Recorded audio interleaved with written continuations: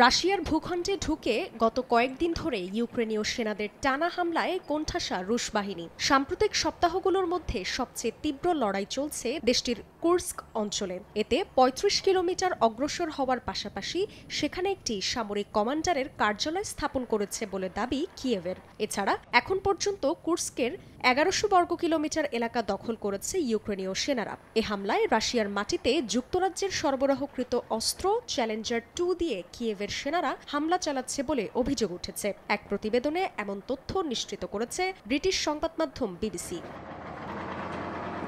তবে কুর্স্ক অঞ্চলে নিজেদের হারানো অঞ্চল পুনরুদ্ধারের দাবি করেছে রাশিয়া। দেশটির প্রতিরক্ষা মন্ত্রণালয়ের দাবি, যে বসতির নিয়ন্ত্রণ হারিয়েছিল তারা তা পুনরুদ্ধার করেছে। শুধু তাই নয়, ইউক্রেনের পূর্বাঞ্চলে গুরুত্বপূর্ণ শহর অভিমুখে ব্যাপক অগ্রগতির খবর জানিয়েছে রুশ সেনারা।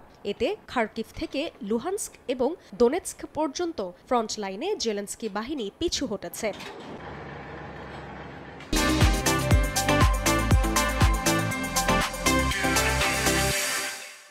এদিকে রাশিয়ার 4টি বিমান ঘাঁটিতে হামলার দাবি করেছে ইউক্রেন। ভোরোনেজ, খালিনো, সাভাসলেকা ও বাল্টিমোরে বিমান ঘাঁটিতে হামলা চালানো হয়েছে। এর প্রধান লক্ষ্য ছিল জ্বালানি, লুব্রিকেন্ট ও অস্ত্রের গুদাম বলে জানান ইউক্রেনের প্রেসিডেন্ট ভলোদিমির জেলেনস্কি।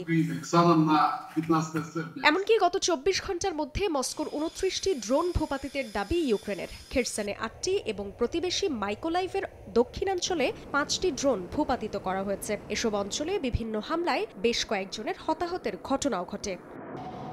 জান্নাতুল সাদিয়া, সময় সংবাদ।